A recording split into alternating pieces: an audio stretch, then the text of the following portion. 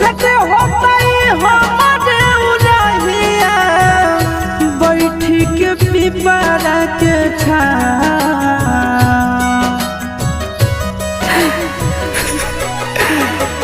देखते होता हमारे उड़हिया बैठी के पिपरा के रुक रुक रुक अरे टरेनिया रुक रुक रुक रे टरेनिया ले ले चल जनुआ के गाँव रुक रुक